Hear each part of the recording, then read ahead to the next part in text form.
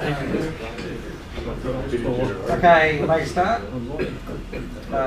Thanks people for turning up to the second of our winter lectures. I was a little bit worried a bit earlier. We had the dinner at 6 p.m. and initially there was 4 of us and then 5 of us turned up to that, and I was thinking, is anybody actually going to turn up to this? It's good to see that we do actually have a reason and a lot of people come. Tonight, firstly a couple of things. I acknowledge that last time we ran a bit late over time. This time I'm going to try and keep the speakers to a lot of time. So we'll start on time, which we've already done, which is a good start. And we aim to finish by no later than 9 p.m, which gives each of the people that are presenting this evening around about 45 minutes each, a bit of break in the middle. That should be achievable. So to get straight into it, today this evening we've got Grant Hudson talking about thermal structure and sources, and Frank talking about ridge soaring, and then the same venue in 8th of July we've got Craig and hopefully Alex talking about weather forecasting and interpretation and cast sealing to match that. And beyond that, it says venue TBD. It won't be here, so I'm still looking for a venue for those sessions in August and September. If anybody has any ideas, let me know. That'd be good. We'll help with that. So, moving into today. Grant's up first. You've got a bio there on the which I'll be read out, or you read it out yourself? Go for it. It's on the screen here. Been flying for many years, since 1994. Started flying at Balaclava. Most usually where he now flies at Wakery, and about 900 hours experience. A few hours in not that many years. Early on had a big 20D, followed by an LS4A, and now the envy of all of us has an Ash 31 NI. Just to show us all up. So that's a small share. He's a GFA Level 1 coach since 2006, and more recently 2011 a Level 2 instructor. Personal interests: long distance cross country flying, maximising the day. Hopefully he's going to tell us more about how he does that. And also into competition flying. And I'll hand over to Grant and then Oh, the great. And what he wants the to great. Shall I plug in or just? yeah. Plug in. I can. It should work.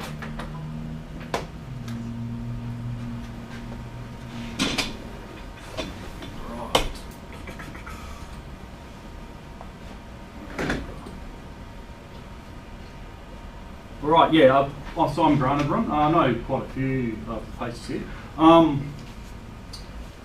So Peter asked us to do a bit of a bio, so that's what that is. But also I wanted to just expand on that. So I've been flying cross country for quite a few years.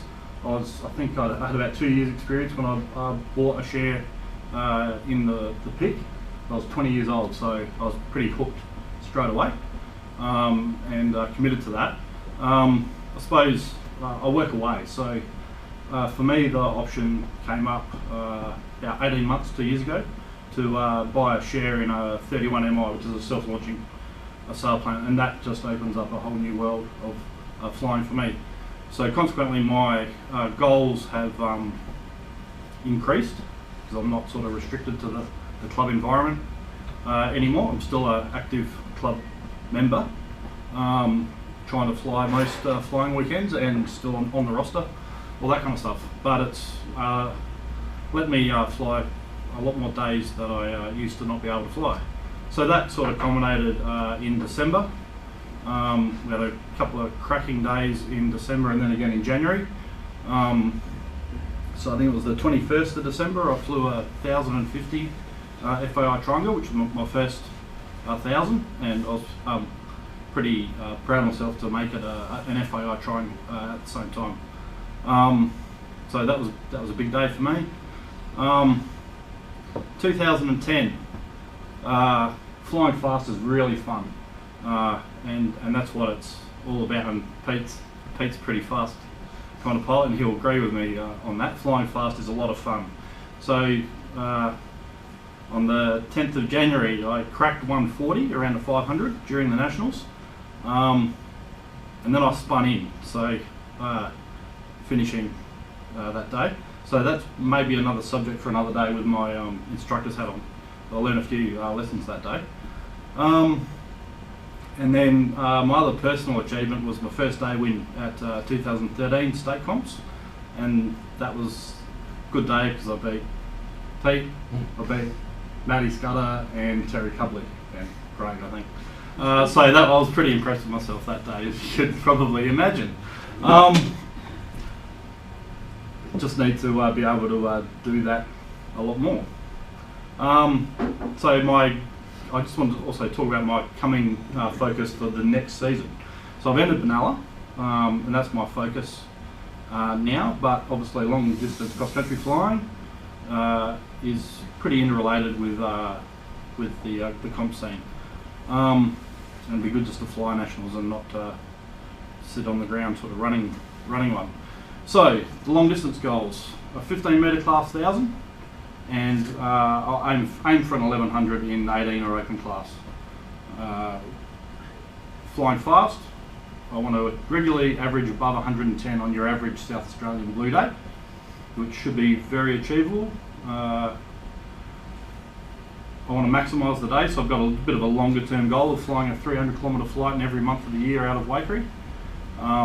Still just need to find the right day. And comp goal is just to fly motocross nationals, but hopefully place top half in the class I fly in and not crash. Alright, and how to achieve my goals. So, flying competitively against myself and others at every opportunity. So, what I'll be doing is weather forecasting daily with a 3-day look ahead, just for cherry picking the big flights.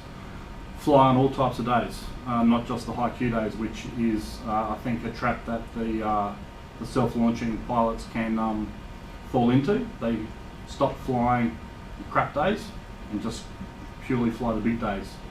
If you only fly the big days, you'll find it hard to fly a blue day. Whereas if you can fly a blue day well, then I reckon you can cross over on a big day really well and really get your skates on.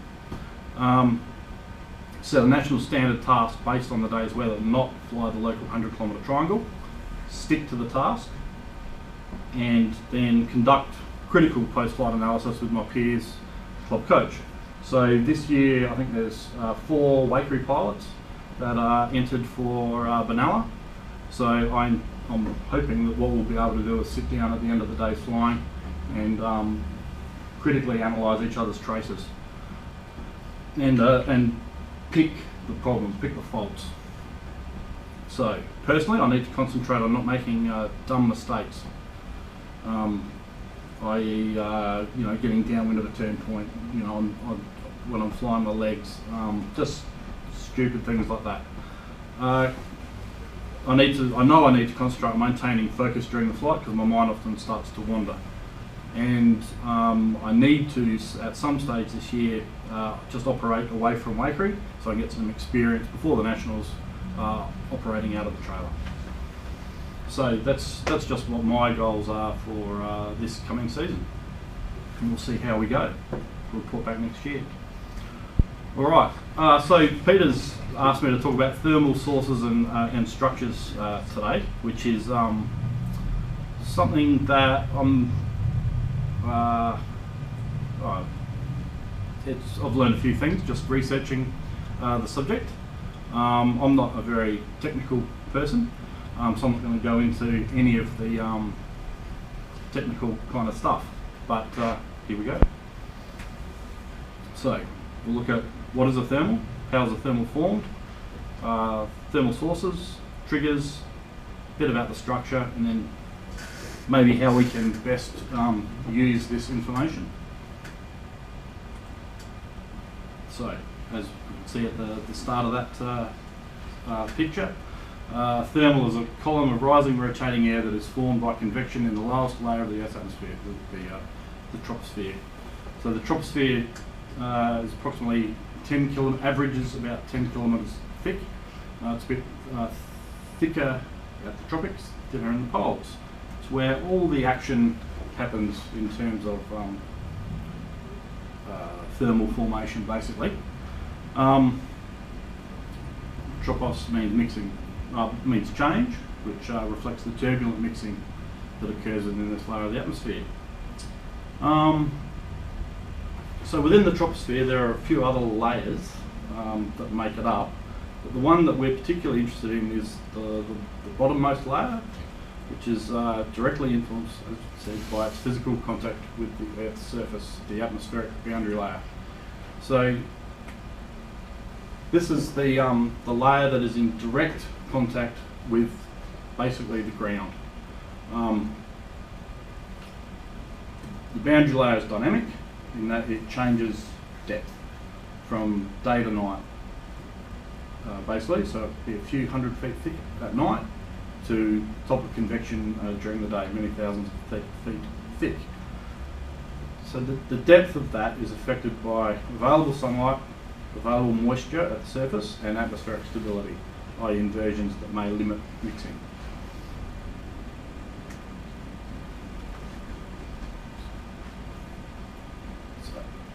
So thermal is formed by the uneven heating of the Earth's surface from incoming solar radiation. The sun heats the ground, and this in turn heats the parcel of air immediately above it. It's an important basic concept. I can remember learning about it the first time. I'd never stopped to think about it when I was 18 or 19 years old. The heat that we feel doesn't come from the air, so the incoming solar radiation is absorbed by the ground, and then that heat is transmitted back into the air. So obviously if the sun heated the air directly, we'd just have a uniform temperature, there'd be no difference, and consequently there'd be no thermals.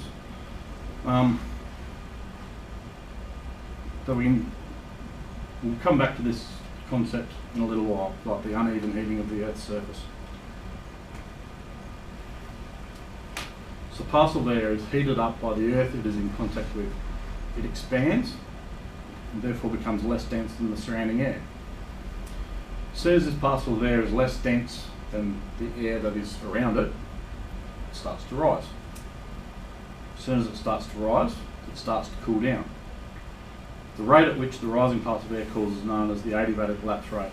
It's the only time I'm going to mention a phrase like that, and I'll leave that up to Craig and Alex, probably in weather forecasting, next time to delve into that.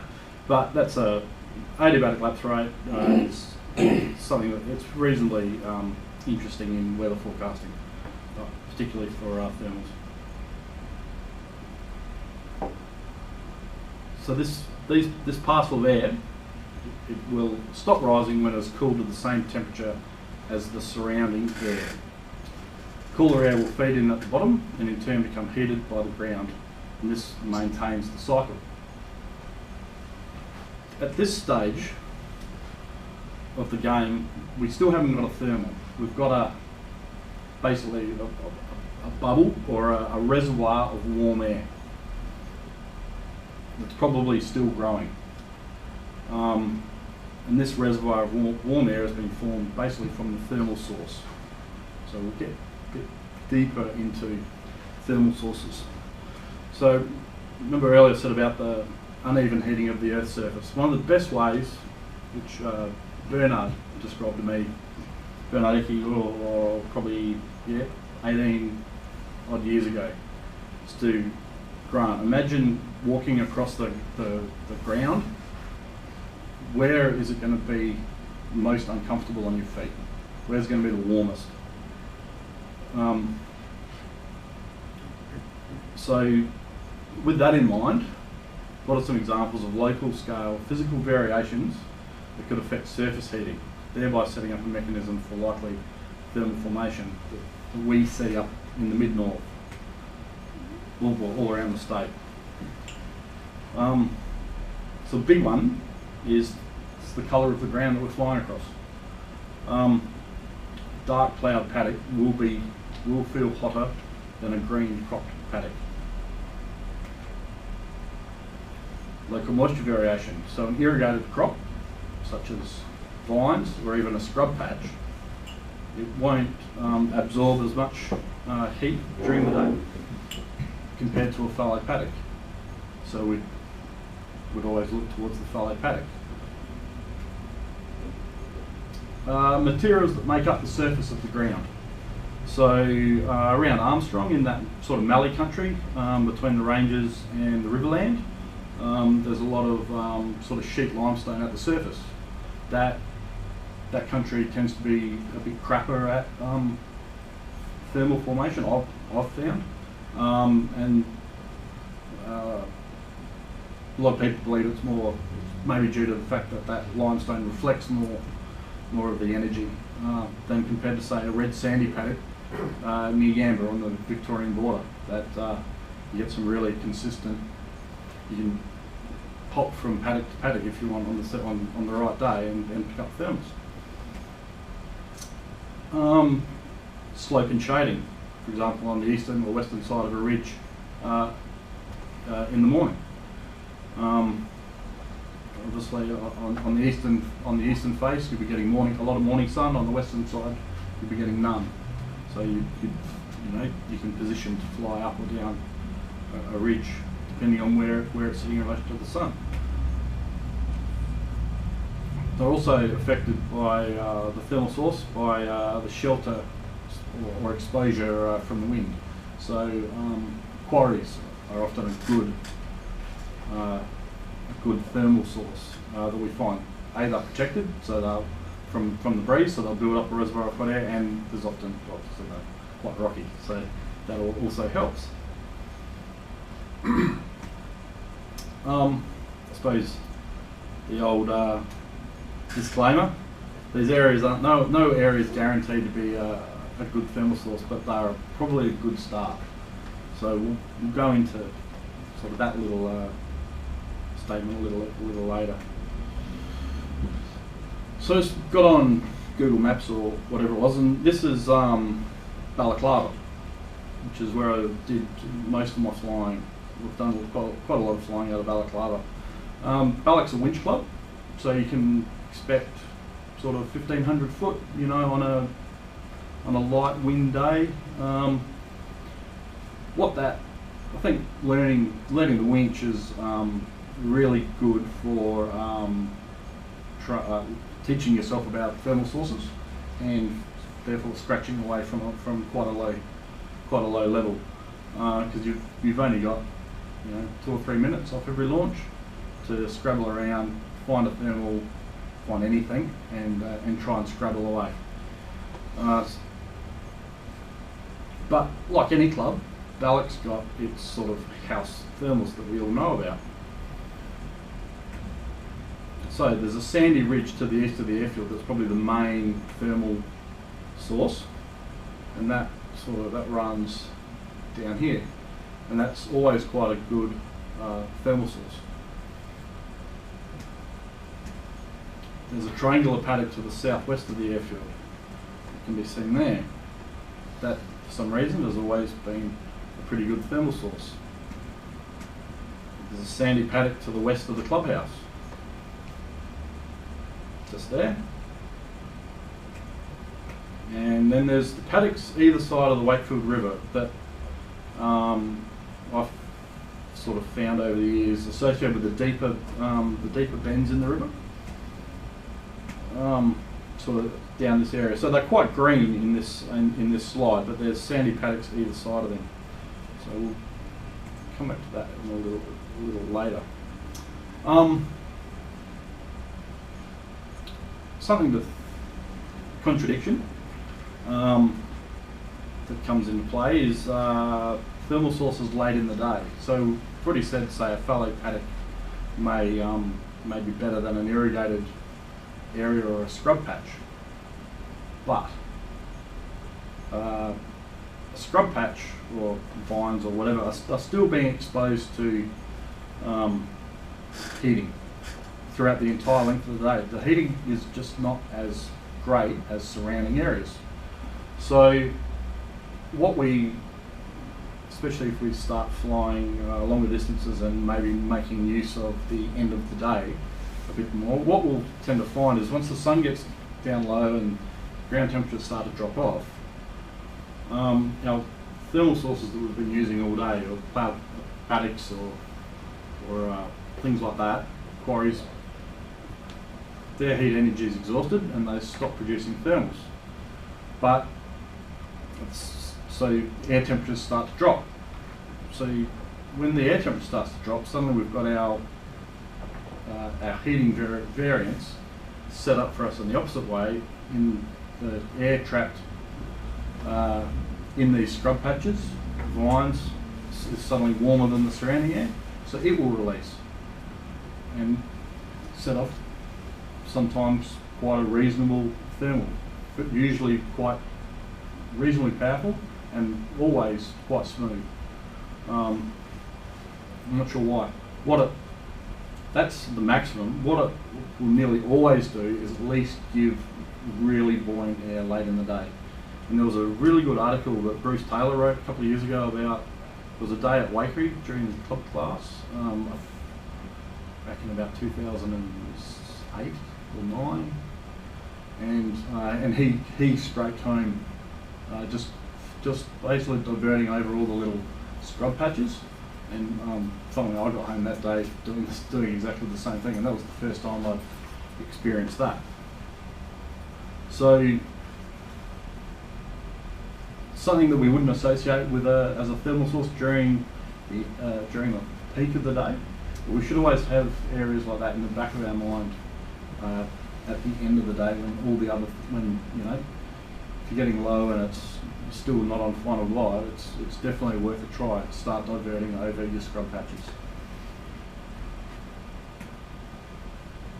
So that's basically what that's talking about.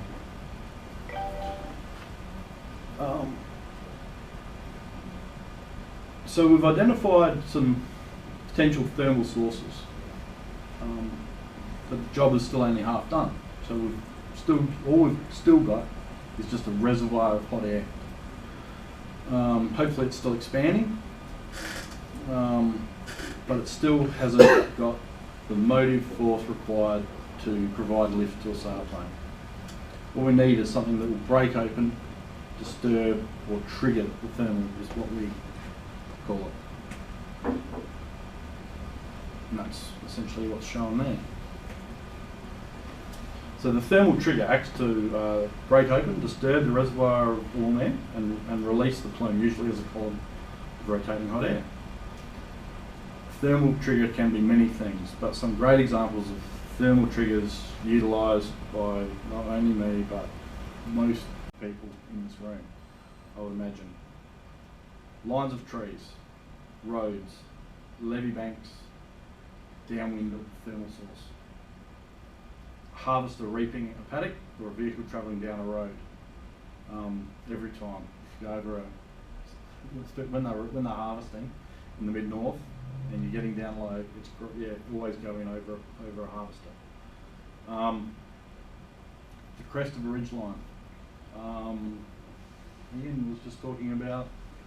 Lee was talking about flying the Flinders, and you just thought it was more thermic. The ridge flying that you guys were doing was thermals, not classic ridge lift. And the old chestnut that most experienced pilots have probably had, the very frustrating one, is outlanding and then watching someone else come in above you and climb away, because basically your outlanding has triggered a thermal. That's reasonably common.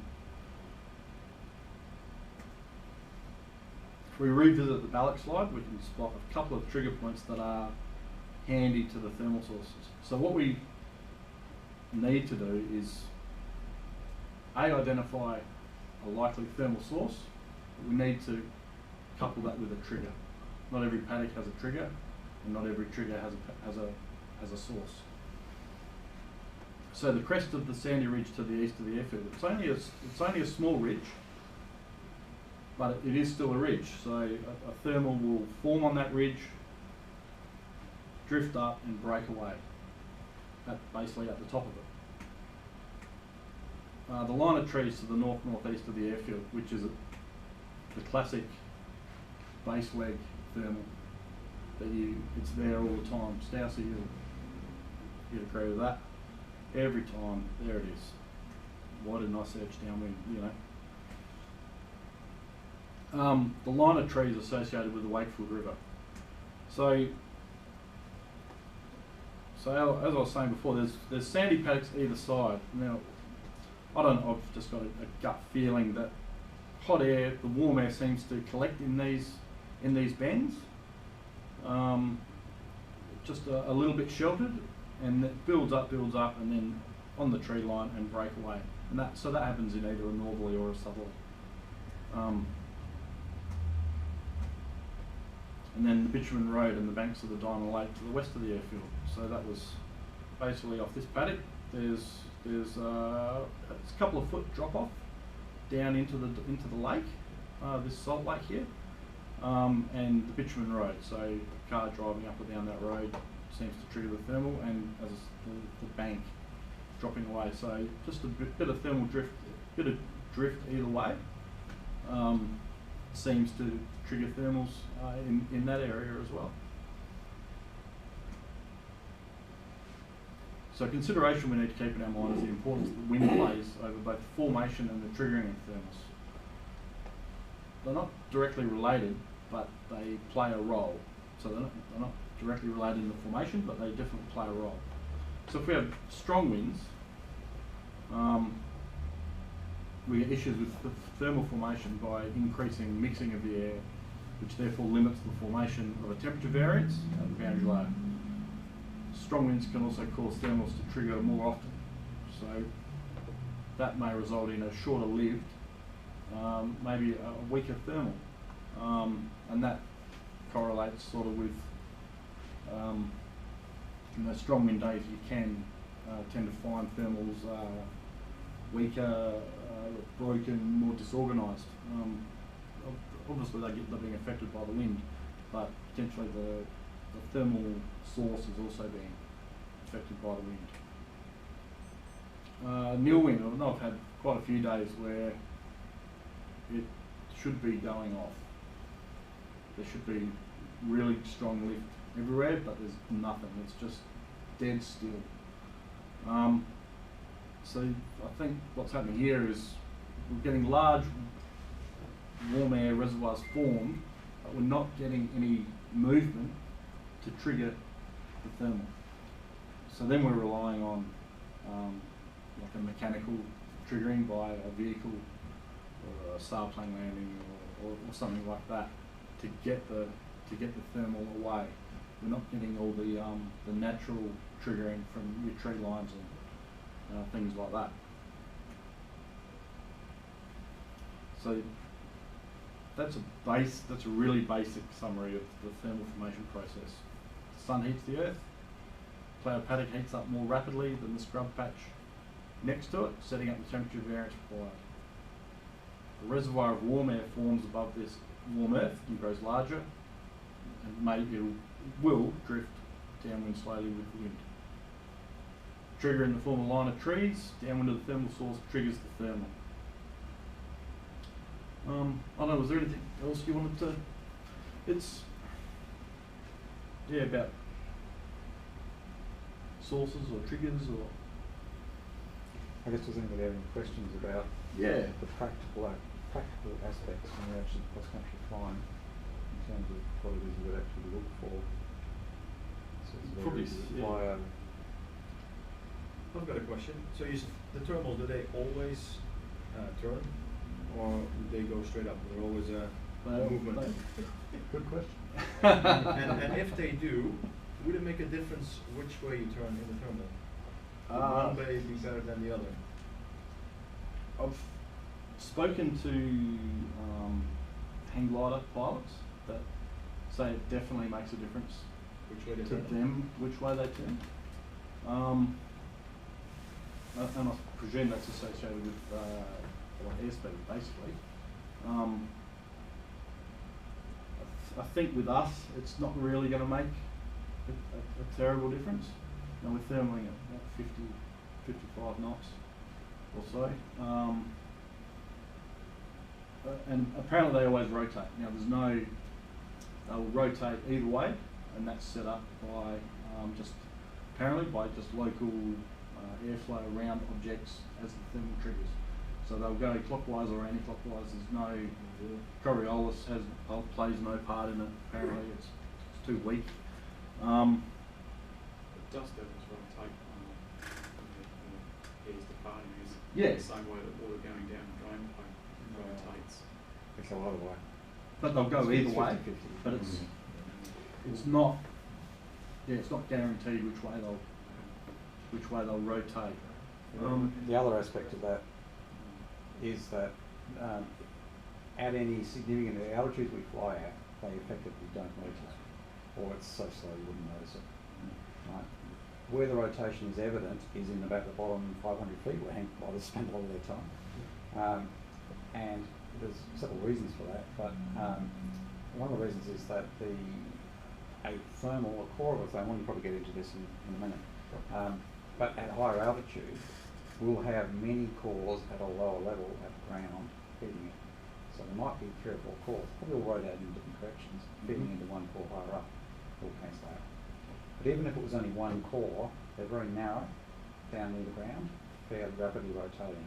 As it goes up through 1,000 feet and beyond, it gets much wider. And just conservation of momentum, it has to slow down to do that. So at the heights that we fly at, above 1,000 feet, there's no significant effect of rotation. Well, there is no significant rotation, and it's not going to make any difference. Clearly, like conservation of momentum, you've got someone pirouetting and they pull their hands in and spin fast, and they put their arms out, they slow down. It's a really good question, and it comes up a lot. There's a lot of myths about it. You do sometimes get some people say, oh, I was out there today, and every time I turned right, it was crap, and I turned left Left, today, it was and fine. I mean, to hear that, but again, when those great pilots that they do never turn right, Yeah, there's a question I had was, you mentioned about the types of soil and that sort of thing. I believe there was, I don't know if it's in Bernadette's book somewhere about someone mapping the type of soils in South Australia and using that to advantage. I don't know if anyone has experience in that and whether it's got any overall effectiveness. Yeah, there is. And some pilots have done it for world comps and things like that in terms of looking at geological maps. That would pick up things like the limestone in the area of stone. Yeah, in the 86 World Comps in Finland, that's what Ingo Renner did in the months before he developed his own map of rocky outcrops and things, and Flew to them. Anyone got a map for South Australia? But it's just, well, There's almost a complete set of Australian geological maps available for download from the Geosciences I just need to site. translate it into the answer though. I think if you go to a place that you're not familiar with, it's particularly important, and that's kind of where local knowledge comes into it. Yeah. So we get to know what works and what doesn't in South Australia, and is there an advantage in looking at geological maps? There would be some advantage, but we tend to know what works and what doesn't. That's what you were talking about there before, the sandy paddocks and the limestone and the ridges, and you sort of get to know what works. what works and what doesn't, hopefully for the area you're flying in. Really lose. Yeah, That's the answer. Yeah, that's and anything can work on any anything can work on any day. I know I've flown a few times, well, quite a few times, where I've just fly to a red sandy paddock, and there's been a thermal out of it. I don't know why. And then the next day. So when you're flying cross country, every thermal has a source, and there'll be a trigger somewhere. It's particularly if you've got some height, it's particularly difficult to work out, even if you're in a thermal, where it actually came from, what triggered it. So even if you're flying along looking for particular sources from areas that might heat up, and triggers and things like that, there's a reasonable chance that the thermal won't be there when you get. So don't rely on it. It's not like a cube. You can't rely on a source and a trigger. But if you fly over many of these places, you're going to tip the odds in your favour of actually finding thermal, which is kind of what we need to do a lot in South Australia on a blue day. You don't have cues to look at. You've got the ground that you can look at. And yes, you could just find a dead straight line and hope you land with a thermal, but if you just do a little bit of weaving, and you fly over that darker paddock or over a farmhouse, that's another source, or a road, something like that, your actual deviation off track is almost nothing. But you can make a significant difference to your chance of finding a thermal, which is a really important aspect. And obviously the lower you go, the more you may want to fly to your potential sources and triggers and have a good understanding of potentially what they may be, and yeah, tip the odds further in your favour. If you're at 10,000 feet, there's no point. Well, there's some point, but the features you look for are different features. You're at 10,000 feet, you'd be looking at a large patch of scrub, a major ridgeline, something like that. An individual farmhouse, you're never going to find the thermal from anyway. And the lower you get, the smaller the sorts of features that you're actually looking at. I know, read what Reichmann's book, he gives an example of a German nationals in 1960 something, and down to 500 feet, and basically his last hope before he turned on the base leg was just a small patch of 4 or 5 rocks that just marked a local high point, and he thought he'll just do his turn over that and then turn in onto finals, and that got him away. Like I said, it was 4 or 5 dozen rocks piled up as like a local high point, and you get your way. So as you come down lower and lower, yeah, Pete's saying you can look at the more specific. You know, it might be specific thermal sources to a particular paddock. You know, that scrub line, you know, that corner where there's a patch of scrub behind, whatever. It's just, we're always learning, and it's always, I suppose, if we can build up a picture of what's happening during the day in our minds, try to understand, hopefully maybe where the thermal's coming from. If we can, then that'll give us a better chance later in the day. So we'll move on to thermal structure. It'd be reasonably fair to say that no two thermals are the same. Some days they are wide, smooth and strong. The next day they could be narrow, broken and weak. I'm sure in South Australia we've got square shaped thermals because you just can't centre them. Obviously different weather conditions play a part in determining the structure of a thermal on any given day, and therefore probably how easy or not so easy they are going to be to work. But there's some common physical characteristics that with practice over time we can come to recognise and react to that will assist us to best utilise the thermal that we are presented with. So that's my 7-year-old's, I sort of told her what to draw and that's what she came up with, which I didn't think was pretty, it's not bad. Oops. So basically that just shows the reservoir of hot air, shows the thermal being narrow at the bottom and then fanning out at the top, and the core represented. Obviously it's not always in the middle and it's not always straight up and down, they do snake around a bit. Shows a bit of turbulence at the very edge of the thermal, and it shows some sink and maybe some localised lift on the peripheries as we approach the thermal, which are all they're all things that we can identify as we're flying towards the thermal with practice and a bit of thought. So thermal's made of a few key elements. These elements are not always apparent or easy to identify, but nevertheless are there. it's approaching but still away from the thermal, we tend to find gusty, turbulent conditions, including some short-lived but sometimes high-intensity lift.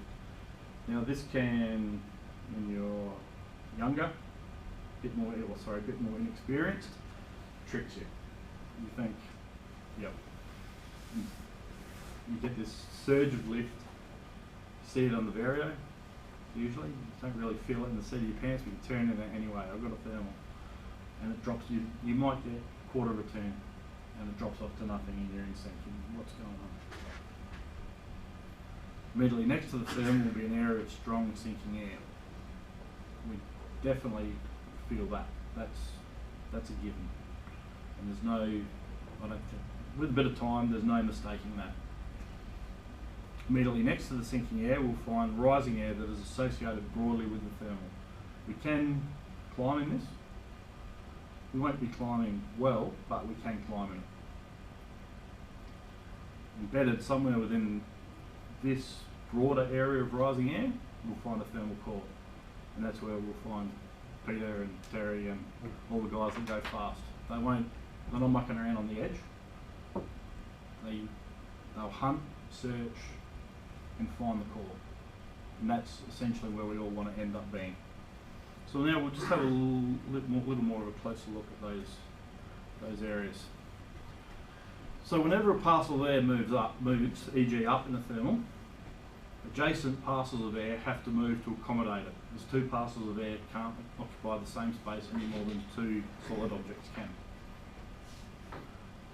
So we've got air rising here, it's spilling down around the edges of that thermal.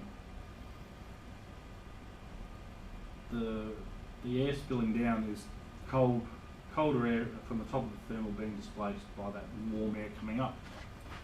The old adage comes into play here: where there is sink, there is lift. So unless I'm very low, sort of, getting towards circuit height, it's quite, maybe it's just like a psychological thing, I don't get annoyed or angry that I'm in lift, that I'm in sink, but I start to think that there's lift here. Where there's sink, there's lift. So,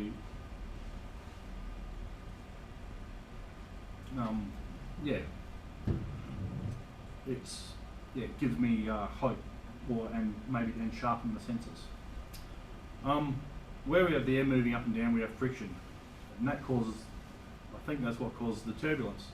Again, it can feel a bit like a rumbling. Hopefully we're cruising along maybe 70, 80 knots, 110 knots if repeat.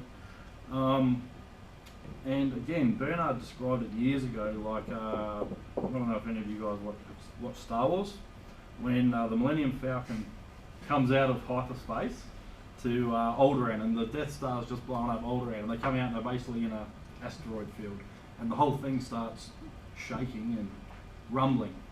And that's actually a really good analogy of what it feels like to me in the glider when you're approaching a thermal. Yeah, use the force. So that's sort of represented in this area.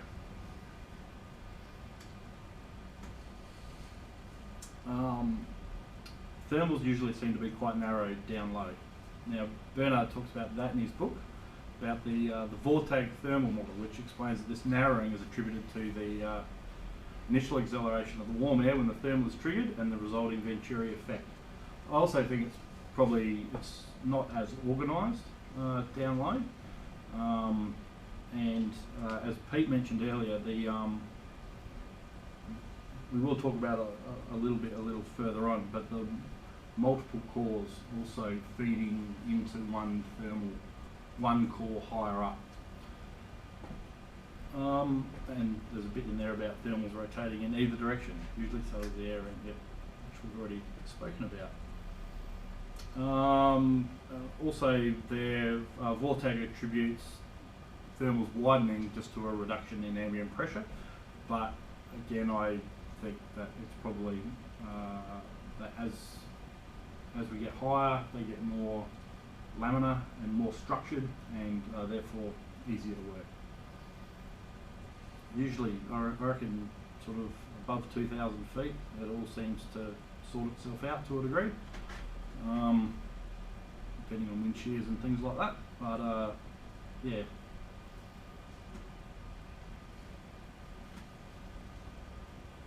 So, and this is the other phenomenon a lot of pilots subscribe to that could explain why thermals get easier to work and sometimes stronger at height. So I couldn't find a great picture representing it, but that was sort of the best one. And what Pete was sort of suggesting was all of these thermals represented down here, feeding in potentially to one core a little bit higher up. I know I've experienced plenty of times where someone's been half a kilometre away from me and we're both climbing together we're at the same height, climbing together at the same rate, and over the length of that thermal you'll slowly come together and end up in the same thermal, set up opposite, and usually climbing by that stage a reasonable amount faster and more easily. So I think that's good anecdotal. There seems to be good anecdotal evidence. It happens quite a bit, and obviously the more gliders that you fly with, the more you'll see it.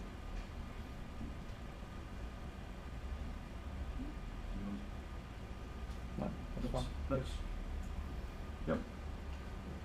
Of course, thermals are not constantly present. At some stage, the thermal will run out of warm air, and the process of a reservoir of hot air forming and the thermal triggering will need to be repeated. So the source doesn't sit there and just feed the thermal all day. The hot air will form, it will trigger, it will exhaust that supply of warm air. The whole cycle will stop and restart from the beginning. That can lead to a phenomenon we sometimes experience of catching or not catching a bubble. I had a really good, that's essentially what we're showing there. I had a really good example of that. I was on the wrong side of it in the 2011 State Concert Gawler, where I think we were flying out towards Blythe or somewhere like that, maybe Brinkworth. I was on the first leg, I was flying with Terry Cubley and Mac in the LS3 and the LS8. I was in my LS4.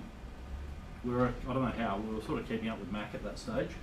Anyway, I was at the back of the gaggle and no more than 100 feet below Terry and Mac. They both slowed down ahead of me. I immediately dived I'd spread out as we should do when we're sort of gaggle flying, spread out a little bit and just explore, feel the air, but we're all heading in that direction. They slowed, turned, commenced thermaling. I watched them, yep, I got a good one there. Came in underneath and failed to connect with anything. Absolutely, it's so frustrating. You're sitting there 150 feet under two guys and they're just climbing away from you. And I was in absolutely nothing. And the worst bit was I probably spent a minute and a half searching because I think I was at still at 2,500 feet. I had heaps of opportunity to go, no, it's not here, push on, keep going. But I wasted at least a minute, still didn't find anything, and then had to push on anyway and never saw them again the rest of the day. And got, why didn't you climb up with us, Grant? I tried. So yeah, it's really frustrating, but just a bit of experience. If you can't, if you pull in under someone and you can't find anything, then don't waste your time looking, because it actually may not be there. That's that. There may not be anything there anymore, and that's what they did. They climbed away really well. Just watch them go. I've also found it quite useful if you're thermaling but not climbing at quite the rate you want to, and somebody comes in below you and is evident you're climbing a lot faster, then wait, because they're in a bubble. They're in a bubble coming to you. The bubble's going to come up to you, and it can make a big difference. You might even get double the climb rate once that bubble gets up to you. So you're not climbing at 2 knots, and they're climbing at 4 knots, and they're only 500 feet below you. But it doesn't go on to up your height and then you climb it. Yep, that's a good point.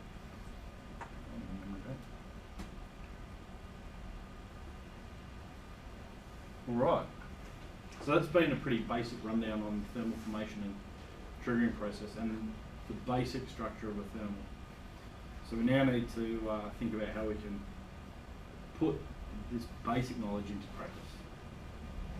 So I think we probably all have standard go-to thermals at our airfields.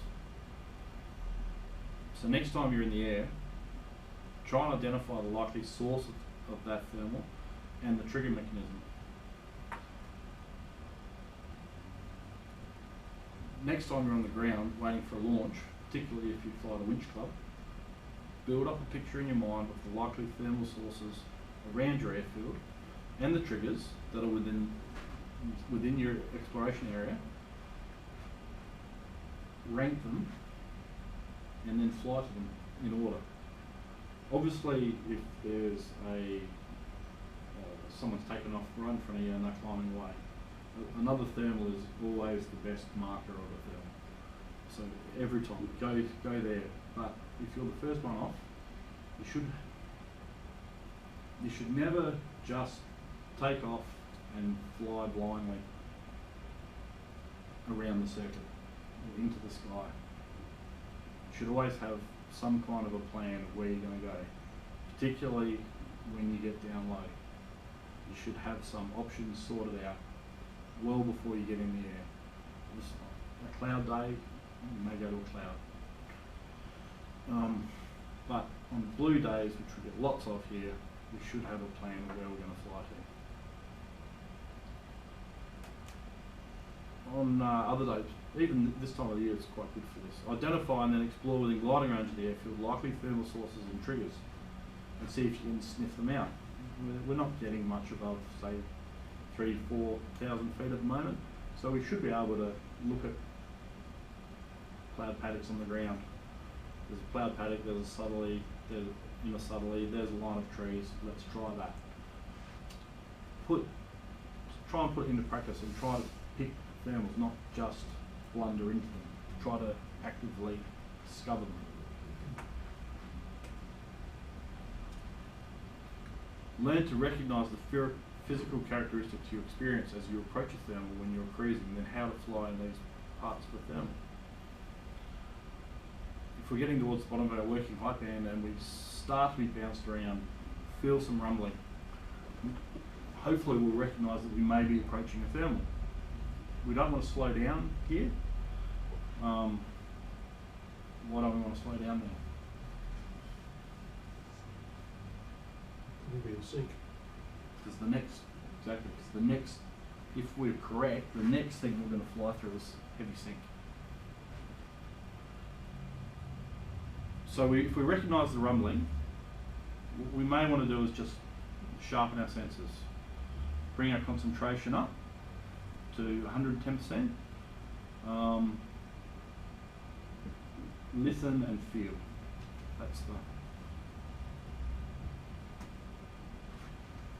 We fly through a patch of strong sink. This is why we haven't slowed down yet. We should have bells going off now that there is a thermal close by, and we really want to find it. We fly into lift. This is when we want to start slowing down. Not too slow. Just bring the speed back. 55, 60 knots is reasonable. We can feel the air, but we've still got good aileron control. So if we hit the core, we can turn very quickly, very crisply. Conversely, if we've been full, we're still doing a reasonable airspeed, we can push the nose over, get back up to our cruising speed and get going. So we've spent minimal time accelerating and sinking air.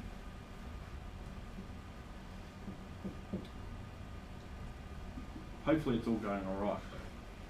So we need to be keeping an eye out for positive indications of where the strongest part of the thermal may be, e.g. a lifting wing. We should always fly towards the lifting wing. If we haven't got any other indications, we may want to just start doing some gentle S-turning.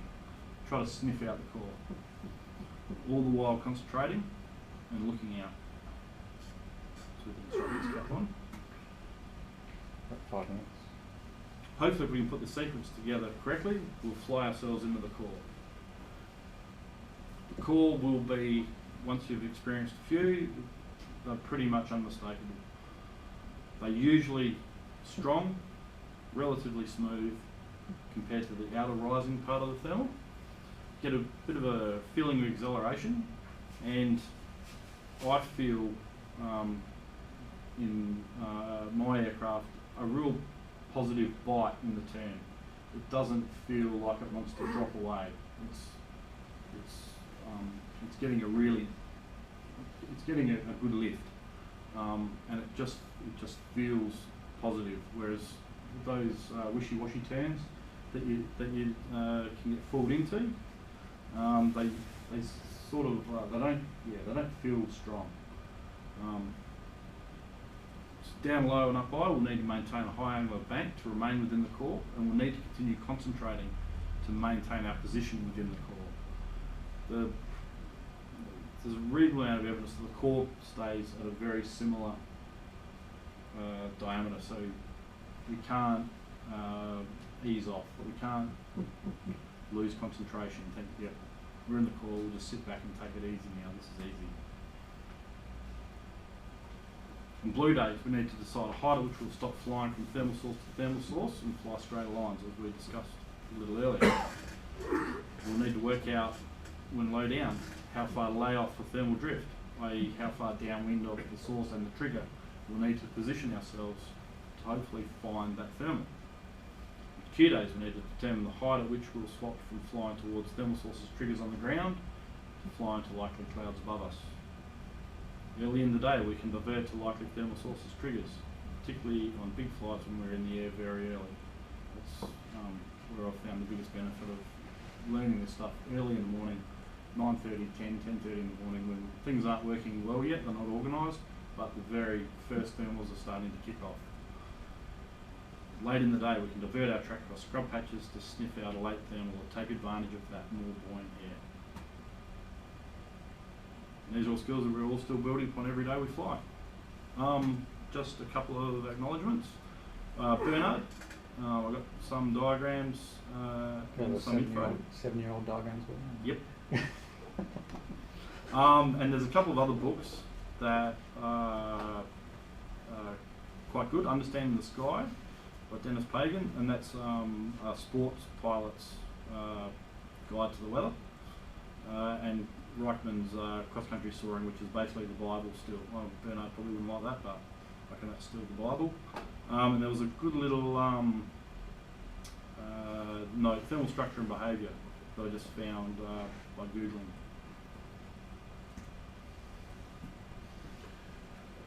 Any questions? Got time, Pete? Yeah, we've got time. What about the effects on wind once you've got the trigger as starting thermal? The effect of wind on that thermal. So, obviously it's got drift with the wind. Yep. And what sort of speed do you expect drift with? I have no idea. Some people have told me before half the speed of the wind speed is could be the drift across the ground. I just tend to feel my way around and The thermals don't move as fast as the wind. I would say it's more than half the speed of the wind, but it is certainly slower in terms of the drift than the predominant wind speed. It's one of the reasons why when you're thermal, you've got to keep resending in the wind. You quite often have to keep resending in the wind. That's a problem in terms of the drift, drifting out of the thermal. drift out the back. Yeah. When flying low with, I think I've noticed it's when, especially low down, like 1,000, 200 feet on levels, all thermals seem fairly narrow and tight. There have been situations where I've been trying to thermal a really, really tight circle to stay inside it, and I can still feel the thermal, but I'm not going up because I'm so far banked over that it becomes pointless. Is there a rule of thumb, like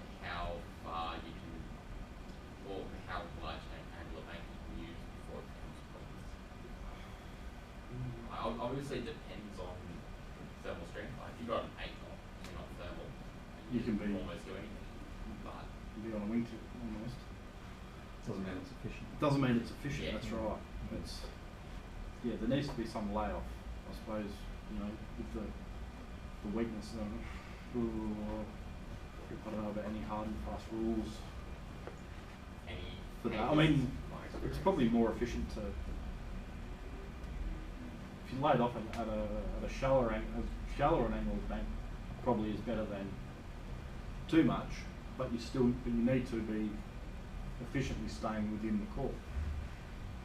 So a rule of thumb, and it's going to depend on the thermal, but I would suggest anything more than 40. If you're above 45 degrees, then in most gliders you're too steep. Right? So if you're 50 degrees, I'd say that's then gliding is too steep. Right? So you're losing then. Yes, you can probably stay in the core. But your sink rate's so high because you've got a firstly, 50 degrees, you're going to be faster, so you don't slip. And your sink rate's going to be fairly high, so you just don't go. You're actually better off being substantially slower and a shallow angle of bank and still staying in the core. Because that's the other thing, is that the faster the speed that you thermal at, the larger the diameter is. So you can either be steep and fast and have a fairly small core thermal radius, or you can be slower with less angle and you still have that same radius.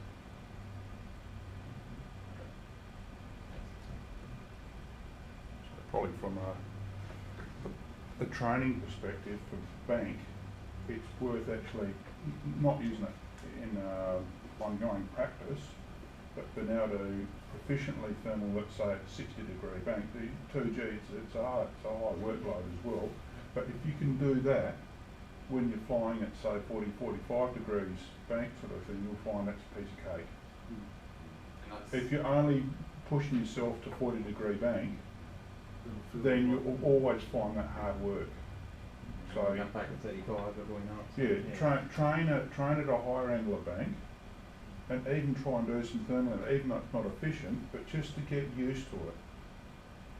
Set yourself a higher target, so you bank it over a bit more, and then you can handle those more classic sort of bank angles with no problems. Well, I have a piece of cake now, got that nailed. I can do the steeper stuff. On the square thermal days front, I think it can also be necessary for your initial half turn to be at 60 degrees while you're trying to find it. I think the idea is to do whatever it takes to get into the core as quickly as possible, and if that's inaccurate and your strings all over the place, but just get yourself into the core and then get efficient. Okay, thanks for that. Will you join me in thanking Graham for that? We'll take a 10-minute. Okay, our second presenter this evening is Frank, talking about ridge soaring. And I'll just read out some bits of his bio that he sent through earlier to me. He started flying back in 1983 as a air training corps cadet. That's the predecessor to the AAFC, and also a member of Adelaide Soaring Club back at that time. He's talking to us this evening about ridge soaring. So a lot of this talks about kind of his background in the ridge soaring space, of which there's an awful lot of it, and the word woohoo seems to appear an awful lot through here as well. So obviously he enjoys his ridge soaring. So the first ridge soaring experience was at Black Springs in June of 1983, just after he started learning to fly. And in fact we were just there last weekend with a good weekend there. Checked out ridge soaring with Gubby Hayes in 1986, again at Black Springs. Introduced to what he calls rock polishing and woohoo cubed. I said woohoo features quite a lot in here. And he says he's now a monster because of Gabby. Started coaching in 1986, level 1 instructor also in 86. Instructor rating for air training corps, and Motofalc, level 2 instructor since '89. Involved in AC Flinders and Black Springs Ridge wave camp since 1987 as an instructor and coach, and in fact in the early years there and still is in fact doing a lot of organisation for those flying camps, which is really great to see. Was involved with the re-establishment of the Arcapina station, so it's in the Flinders Ranges, relatively recently. We had the potential of losing that as a site. It's really a great site. So thanks on behalf of all of us in terms of getting that back up and going again. And also recently, well now going back 2 years ago, reset up a new site at Black Springs, which the Adelaide Soaring Club has now used for the last 3 years for there, which is really a superb site. It's got 2,300 hours in gliders, various qualifications, GPC, Gold C, 3 diamonds, 750 kilometre badge. He's done a couple of 1,000-kilometre flights, and his next goal is to do a 1,000-kilometre diploma and wants to get into speed record flying. Fortunately for me, that's in 15-metre and 20-metre class, so that's why I'll lose the 80-metre class for me. So. Oh, we'll work together. Share them around. Yeah, share them around. Okay. And he owns an SW 27, which is kept at enjoys, in addition to ridge soaring of course, he enjoys wave flying, cross-country flying, doing a lot of coaching and flying with his wife Julianne. Welcome, and I'll hand over to Frank. Cheers. Thank you everyone for coming tonight.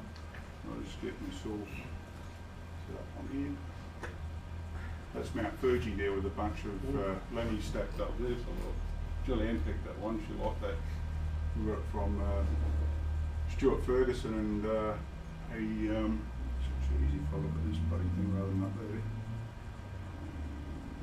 Yeah. Okay. Got a bit of a shot there of a little bit of a ridge soaring site he did at Mount Cook in New Zealand. Stuck the camera outside the cockpit with my hand. There's the canopy of the Duo Discus with Gavin Wheels in the front and I was in the back seat. He said to me, "Oh, do you mind sitting in the back at all? Because I've got a back problem." I said, "I don't care. I'll sit anywhere as long as I can go flying with you." So I agreed. So it's a reflection of a bit of Mount Cook there on the canopy there, and that's the west coast of New Zealand, socked in cloud. So it's pretty impressive flying. If you put it on your bucket list, if you haven't done it, go and do it. I highly recommend it. Did a week of it. Cost about $5,000 for 5 days of flying, but worth every dollar. It's fantastic. Here we go. That's me. Ridge soaring. Right. What happens about? It occurs over the ridge concerned and upwind of that ridge. This is in relation to ridge occurring as a result of wind. Now we can get ridge effects without wind, which is a thermal based, what we call anabatic lift, but with this talk I'll be mostly focusing on the classic ridge soaring, which is wind based ridge soaring. We won't go through all of the aspects of it because there's a fair bit to cover, but we might do a few diagrams up on the board then as well. The wind ideally at right angles to the ridge, so let's say if that projector screen area was the ridge itself, ideally the wind blowing into that screen would be directly into the screen is the ideal wind direction for any wind strength, will give us the greatest effect. If the wind is blowing parallel it, obviously nothing's going to happen and some people can get sucked into false sense of security. Oh, there's some wind up there, let's go ridge soaring. Well, it won't work. You'll probably get more sink than anything else along there. But up to 45 degrees to the ridge from perpendicular, it can work. There's many other factors as I've noted on there. Other upwind obstructions and terrain to that ridge being flown can have an influence on how the actual ridge itself will work or not work, because the wave system, you could have a wave system there and other general disruptions of the airflow affecting that ridge. can have little mini ridges out in front of it. Even on the, if you've been up the Chase Range, up the Flinders Ranges, they've got little plateauy sort of areas, and then there's other bit, it's a little bit higher, you go and fly above that plateau close to that top bit, and if it's really blowing, you can actually potentially get dumped on the ridge. So you treat that first steep bit as your bit you want to run along, not the top end of it, otherwise you can end up in, you know, deep trouble along there. So it's just something to be really, really careful about. I mean, you can have a lot of fun, but really safety can't, you know, emphasise enough. Safety's a big deal because we are flying a lot close to the ground. Your margins really have to be there. You have to have an escape board. We'll talk about it a bit more. And you don't want to collide with either the ridge, objects along the ridge, i.e. the power lines. Some places there may be power lines or not. There might be like masts, radio repeaters up the Flinders. There's a few spots, these little antennas sticking up. The Black Springs Ridge has got power line central. It's got a whole heap. It's got some dirty, great big power lines you can see. If you can't see them, you shouldn't be flying. There's also the little ones even down to square line size, single power lines and smaller three-phase ones. So you really need to know where lines are before you start, say, rock polishing. Another is using the ridge, i.e. gliders or birds, because you don't want to end up clobbering any one of those because they'll really wreck your day. So, other safety considerations. These it's a bit slow now, sorry about that. Okay. Flying, what do we do when we're in the circuit? Normally flying, you want to have a minimum 1.5 times the stall speed. Now if you think, oh right, I've got plenty of height here, I'm above circuit height. You can actually be below circuit height very, very easily because the ridge comes up. So you need to know how high the ridge is and do a little bit of math and work out, keep your buffer above that to make sure you're absolutely no less than 1.5 times the stall within that height. And you can treat it as the maximum height of the ridge. So if you know a section of ridge is going to be 800 feet high, so normal height plus your 800 feet, add your circuit height above that, and that it would be, say you're indicated, if I'm below X, I need to be at least this speed to keep safe. And that's certainly while you're away from the ridge. As you're getting closer, I'd say that's different. There was an accident in WA a few years back where I think there's a Hornet was flying on the ridge, and I don't even think it's going a little slow, probably about 80 knots, and actually rolled over onto the top of the ridge, inverted. The guy obviously died. So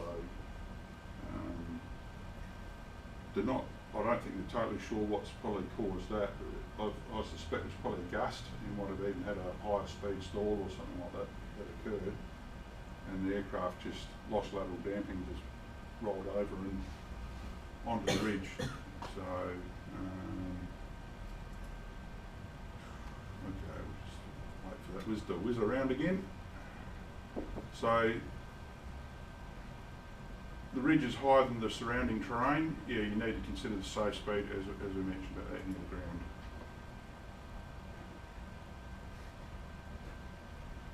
I think the rest of them, some of them do this. Higher concentration of traffic along the ridge, gliders and aircraft, birds. Now birds and many gliders, many gliders and power aircraft don't have flam, nor do the birds, so your lookout can't be compromised. Now, as far as prediction of what other aircraft might do, especially gliders, they're a bit easy to figure out to a certain extent. Birds, like wedge-tails or that sort of thing like that, they'll have a mind of their own. They might sit there, quite happy for you to go buzzing around. Other times they'll go attack mode. If you're approaching a wedge-tail, for example, about head-on with them, don't go underneath them because they'll be able to dive down onto you.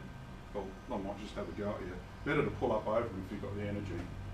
If they're well and truly above you, they'll usually just watch them, but they'll usually start an attack run when you're just about directly underneath them. So if there's about 200 or 300 feet separation, then they'll fold the wings up and do a rollover and have a go at you. And you think, no, mate, you're not going to catch me, especially if you're doing, 80, 90, 100 knots along the ridge. You do a few passes like that, and then after a while they go, you're too hard, I can't catch up with you. Big eagle, so they'll just sit there with the wings spread out afterwards. But you really just read the birds and even the individuals up there.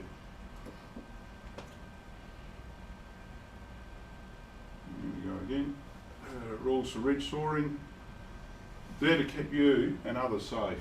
So there's quite a number of rules, but we'll go through some of them tonight.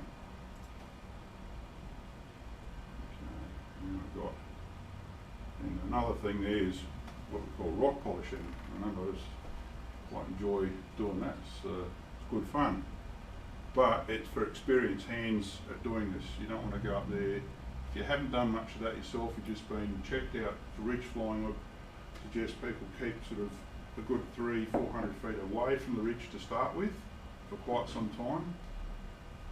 You get closer, it can really all turn to worms pretty fast. I know a number of clubs have lost aircraft that crashed on the ridge, especially like Black Springs, over the years back, and it's largely due to pilots not being current with their flying.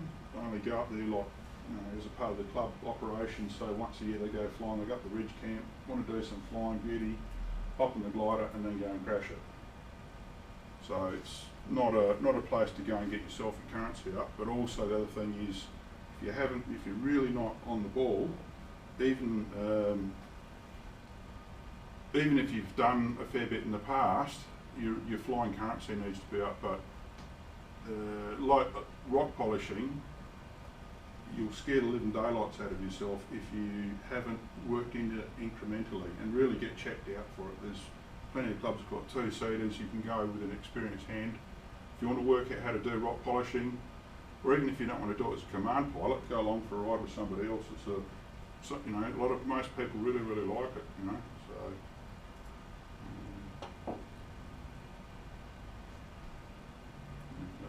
Yeah, the currency, mentioned that one again. And as I mentioned before, plenty of gliders have been smashed on the ridges. Now, I think when we run our camps, this year we didn't have like a formal camp briefing for the last ASC Ridge Camp, but we did hold bits with people and also send information out beforehand. You really need to get yourself out of the flatland thinking and start thinking in the hills and the terrain and taking the terrain into consideration, otherwise it can get the better of you. Okay, so I'll look at ridge left before we go much further. I'll just do some diagrams on the board up here. So let's say some demonstrations up here. Okay, I'll draw up a ridge. Let's say it's nice sort of green for the ridge. It's got maybe got some trees in it to the ground. I'm doing it cross-sectionally. Okay, and this is just sort of, like a classic sort of ridge shape. Our wind, the air blue. So the wind's blowing this way. And it's blowing square onto the ridge, so we've got ideal conditions. Now, where would you think we would probably, what side do we want to fly on? That side? Or anyone got any bets on this side here? No. Okay. So this is the no-go side. Here, the air will be going down. It'll be really turbulent, messy, horrible. Basically sink. You end up on that side, you'll probably be outlanding within a couple of seconds, not minutes, seconds you'll probably have, depending on where you're flying. Okay, and you just end up arrive somewhere on the ground. You're lucky to probably, who knows what will happen. I don't want to predict it, but just don't do it. There's a tendency for some people to want to fly. Now this is in classic ridge flying, right on top of the ridge up here. What do you think might happen now? Apart from there's very little lift there, if you're right there, all you need to do is move over that side a little bit, you're in sync. what happens when you're in sink? You start coming down. Even if you try to fly into wind again, you're flying into wind, you've still got some sink, you're coming down. We've actually had a single Aster, probably as it might have been back in the maybe late 70s or early 80s or something like that, arrived on top of the ridge at Lake Springs, if people are familiar there, on the northern side of the gap, and the pilot was lucky to walk away from that one. The glider was smashed, and he eventually walked back to the camp, and he was all a bit bloody and stuff like that, and he came back and he said, oh, I just crashed the glider on top of the ridge, and people were joking, BS and all that sort of stuff. He did. They had to pull it apart and walk it down the ridge. So it's,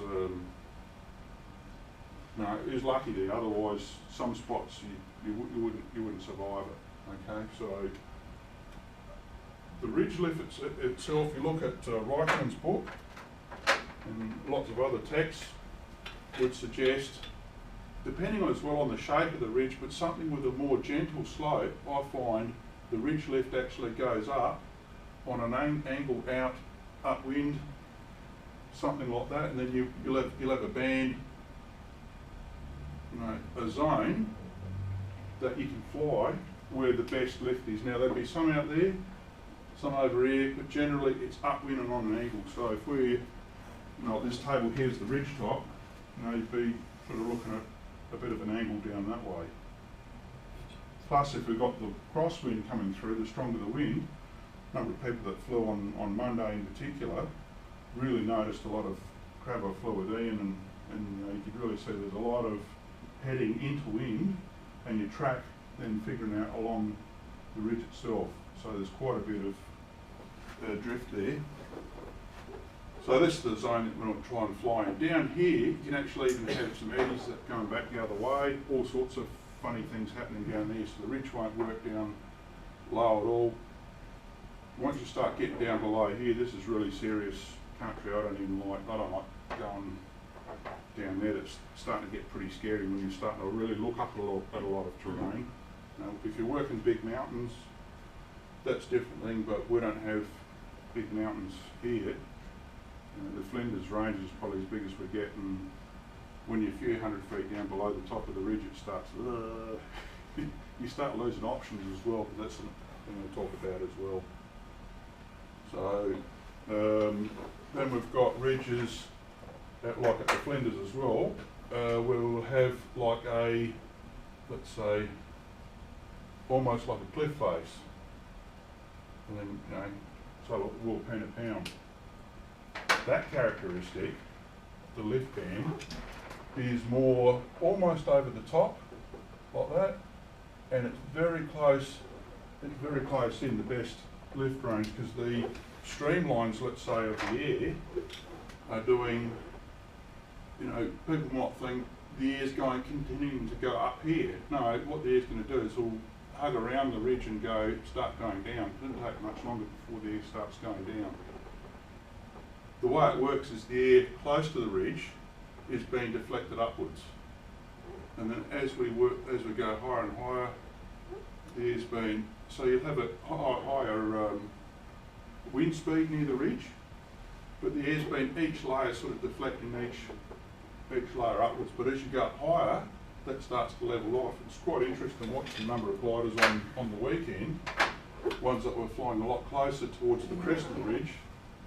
And I was upwind, we were sitting up much higher than them out there. So it's worth, if you're not sure, if in doubt, move away from the crest of the ridge, and even then move some more, because you can always let the wind drift you back.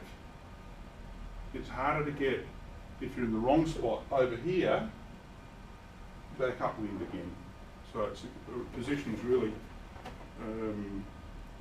really important there. Pete, you want to? Got any thoughts there, chuck anything in on that? The only thing I'd add with that diagram, and it's a safety consideration as much as anything, is you get a compression of the wind at ridge top, right at the top, at the crest. So what we're talking about is this lift just here. So if you have out here 15 knots of wind, about 50 feet or a lot of 50 feet directly above the ridge, you might have 30 knots of wind. So if you let drift slightly over the back even just slightly, and then try to push back into the wind, you've got a 30 knot headwind to push back into. And that has killed many, many pilots. I've been caught out by it, lots of people have been caught out by that. If there's a got you at a ridge, that's it, right? It's not being able to restrict you even very, very slightly downwind of the ridge, right? You're not in this area down here, and you're well above the ridge, but then you're in a bit of sink out here, and pushing back into a 30 knot headwind, and all of a sudden you're looking at the back of the ridge here thinking, oh shit. And then when you're in that situation, you don't even have time to turn away from the ridge. You either make it or you crash. There are no other options. Very aware of the compression factor that's there. We're also going to talk about keeping the nose pointed away from the ridge at all times, and the effect that you have with a stronger lift under this wingtip.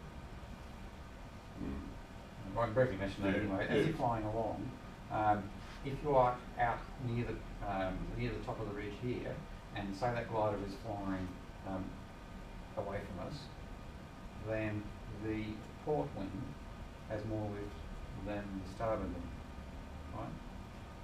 Which means it's going to try and turn the glider onto the wrong side of the ridge, right? And that's a gotcha as well. At all times, you need an escape route to be able to keep your nose pointing down the face of the ridge. If you get into trouble at all, quite often, particularly if it's very gusty, you lose a bit of speed and suddenly you realise, oh shit, I'm meant to have 60 knots, I've only got 50. First thing you do, always point the nose downhill, down the face of the ridge on this side, let the speed recover, and then worry about everything after. That scenario like that, as Peter mentioned, could well have been the result of that accident that occurred in Western Australia, and that pilot having a gust there, because he was doing some rock polishing there, but depends on how you do it. You can there's safe ways of doing it, and you really have to pick the conditions. On the weekend, I didn't even do any of that at all. I thought it was just too gusty, too strong a wind, and you just get the living daylights bashed out of you. So it wasn't fun. I wasn't even going to try it, so I didn't bother with. Well, Ian and I, we just took it easy, and at least he got the chance to see the higher up safe aspect of ridge flying, which we get experience.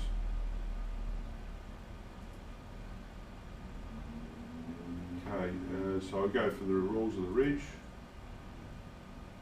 I think some of this is going to go a little bit upside down from the other ones.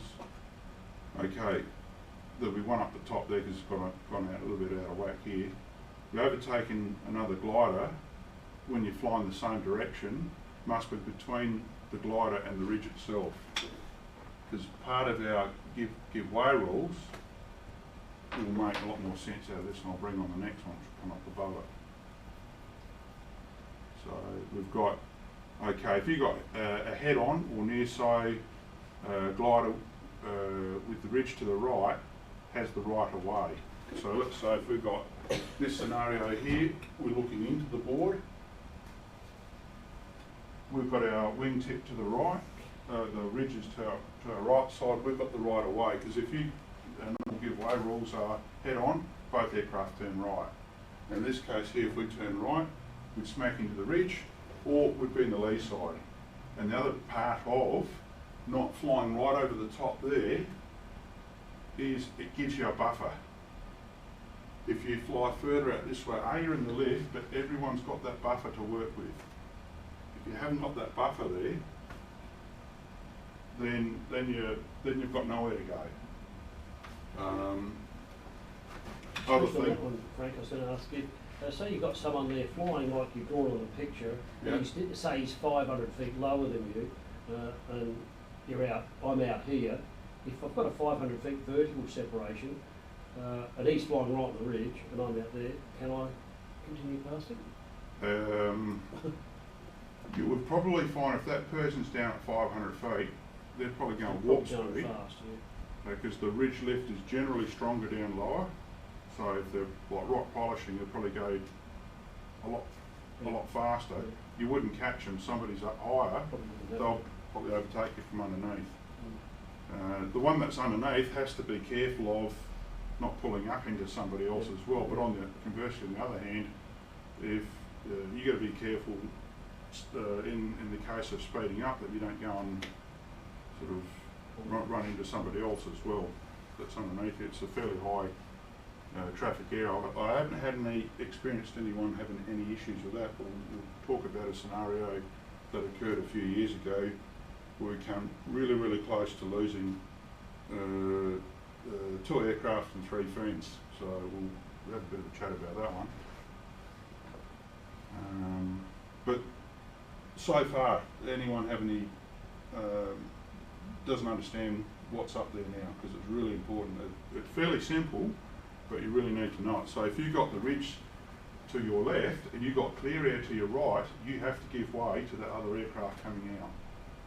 And relying on somebody else seeing you, I make sure I give a bit of a wing waggle. If there's an aircraft coming on, they've got me, like you sort of wave to each other, you fly past each other, you give them a wave. If that person doesn't wave back at you, probably got their bloody head in the cockpit. I'll be worried about next time I go past that glider because they're not looking. So it's head outside. Double blind spots, just don't allow them to happen. If you've got a scenario where you can see another aircraft, make sure you can still continue to see them. Don't allow from one situation to occur and then have a double blind spot, because then everyone's lost each other. Don't rely on flames to get you out the poop on that.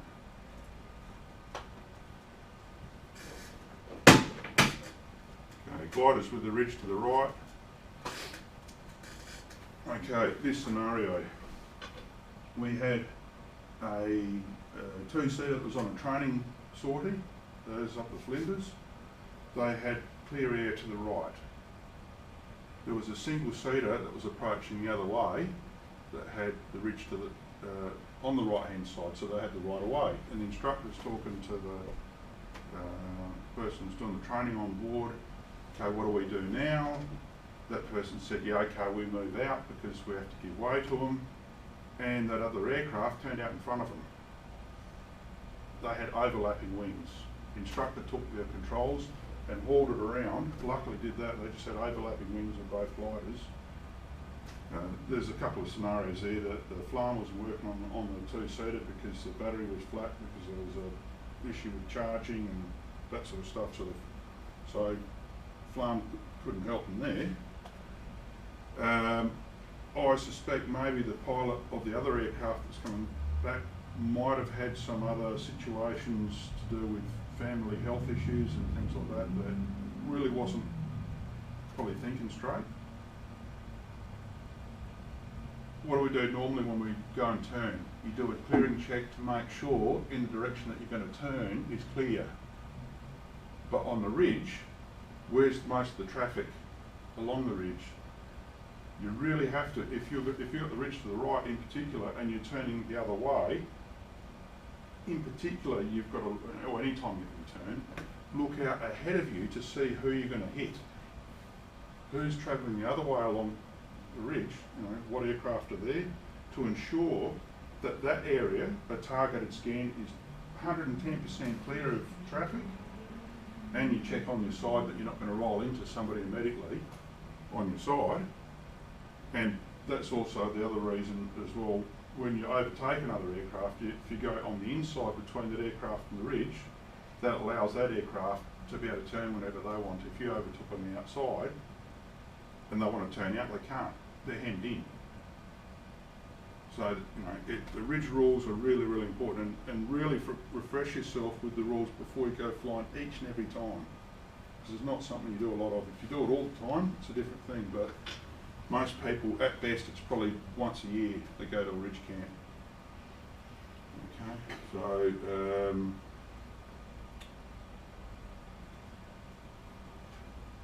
does anyone not understand the point I'm getting at there? Because I really don't want anyone else to go through that same scenario again. I reckon that would have been absolutely scary.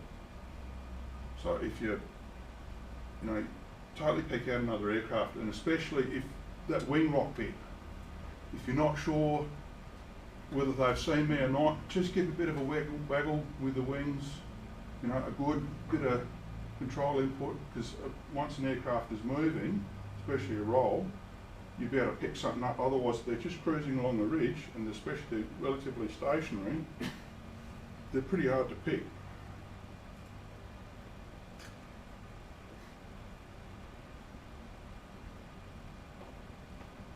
And always have an escape route. Now, some places, the Black Springs Ridge up there's got plenty of paddocks and so forth. It's a smaller ridge, but there's plenty of paddocks on there. But you need to be able to suss the paddocks out. It's a very high workload scenario. Flinders, there's basically just the airstrips there to get into. You probably could put down in other areas, but more than likely end up damaging an aircraft.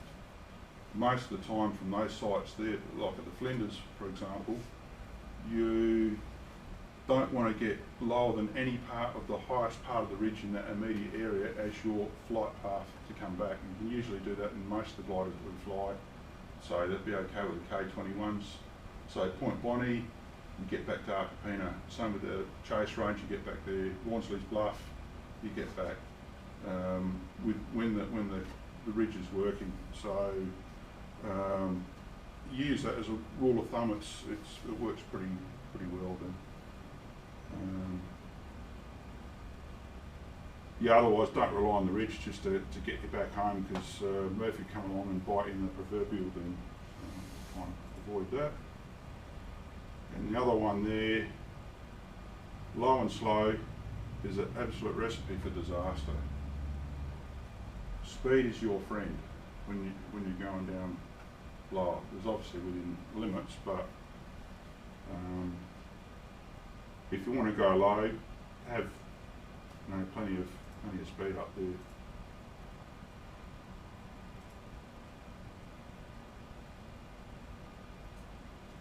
And there. Always turn away from the ridge when ridge soaring. Now, imagine sort of like we're flying the ridge over here, we want to turn around the other way. So if we're going into the board and we did a right-hand turn, we'd end up either crashing into the ridge or blowing over the back of it, and we're in big trouble then. So in this case, we're flying with our ridge to the right, we turn left.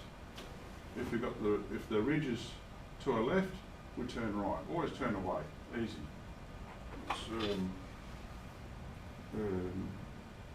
pretty straightforward, I think. Okay. Don't fly around a spur or crag unless you can have X-ray vision and can see around corners. Because if you've got say something around over the other side over there, I can't see it, go around the corner, whoops, somebody else is coming the other way, bang. Your history then. And you haven't got time to react on it. So what you do, you have to fly out a bit further. Just remember that. Think about where somebody else might be to enable me to see them, and for them to see me as well, or us, that way when we're flying.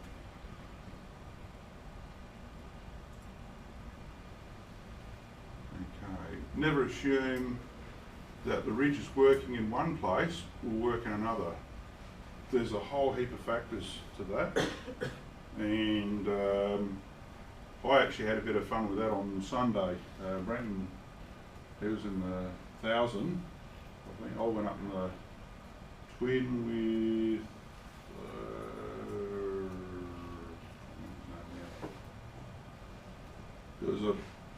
wind was on a bit of an angle, went a bit further north along the ridge. The wind was starting to become a bit more of an angle on the ridge, and it was real hard work. And I had to really work it for a while to get up, because the ridge was on an angle. Even I thought it would work better than what it did up there. And as soon as I got the height, I was looking at outlanding for a little while. As soon as I got the height, hightailed out of there, didn't go back there for the rest of the day, because the situation hadn't changed.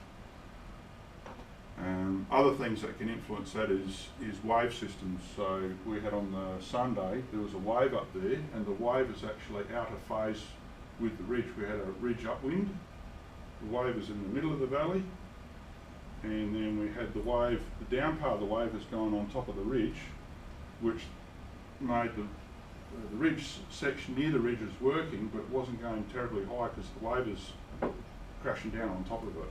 which makes the section that the ridge is working is a lot narrower than what you'd normally think it would be.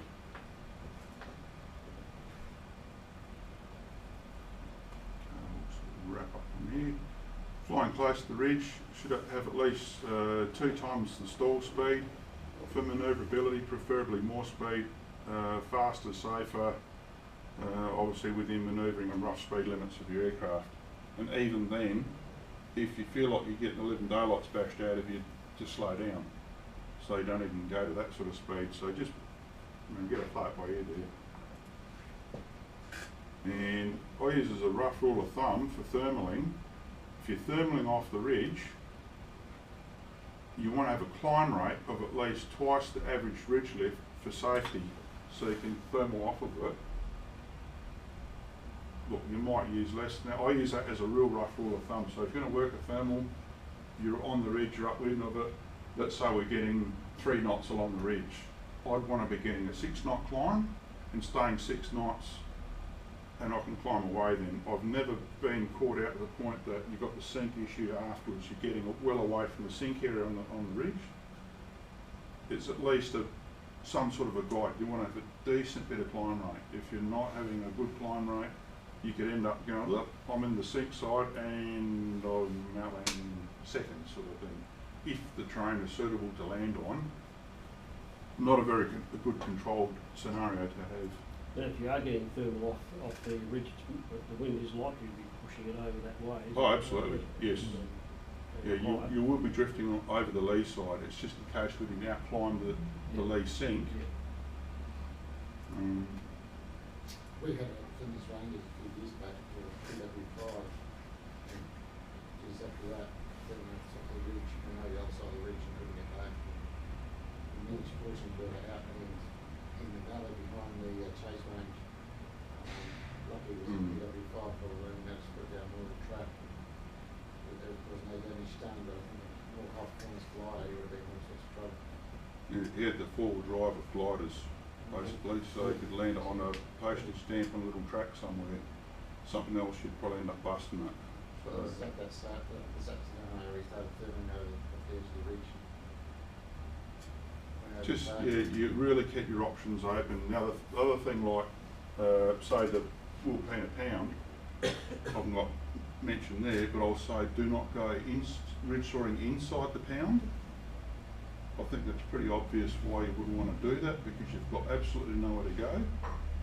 The inside the pound isn't a very good slope either. The outside the pound is much better. And also, certainly on our camps, I don't, anyone that goes ridge soaring the other side of the chase range might as well pack up and go home straight away, because that's the suicide to go flying on. If it's an easterly, you go the other side. Again, you don't have the options. So keep your options open, have that escape route. If you apply those rules, you're not going to get yourself in strife then. So aspects considering is very detailed. Have site checks briefing at particular sites. Some sites have issues that pilots need to consider that may or may not apply to other sites. So it's always worth having a chat to an instructor familiar with that area. Get checked out on it. You really feel comfortable about doing it. Some people might think, oh, I'll go this check flight, I'll think I'm good enough, I don't need to. Just do, if you do it, it really it takes a strain out of it. Everyone's doing it for fun. Discuss your check instructor. So I'll just wrap up some details now. So I've got did a 5-day private course with Gavin Wills and Lemmy Tanner at Glider Marama in January 2006, just before they held the Grand Prix, World Grand Prix there. Reichman's cross-country soaring, bit of flying over a few years at Flinders and Black Springs camps, and quite a number of sorties going to Black Springs from out of Gawler, and also soaring the hummocks from the old uni site, and also from Balaclava when we've actually held a regatta there. We had a task going up there along the ridge.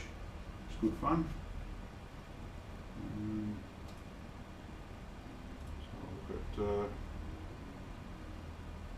what happens when the wind stops or slows down enough direction, you know, like we go normally gliding, oh, what happens when the wind stops? You say, who cares? Well, this we do. So, you know, so does the ridge lift, you know. Wind slows down, ridge lift does. I'd suggest if you're, you know, when you really have to have a lot of situational awareness when you're flying it.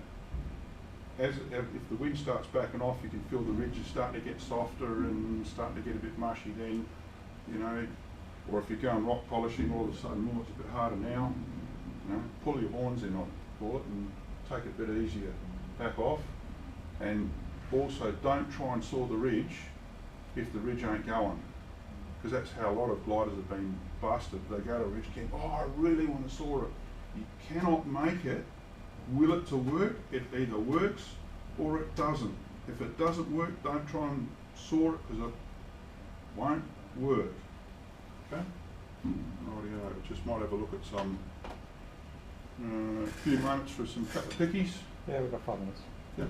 And I'll just close that one off there. There. We've got run a couple of questions and bits and pieces in a moment, so let's see. That's from the chase range. You've got the older range in the background there. Doesn't look as specky from that view in the afternoon because you're in the shadow there, but I reckon that's just an absolutely sexy looking range. That is.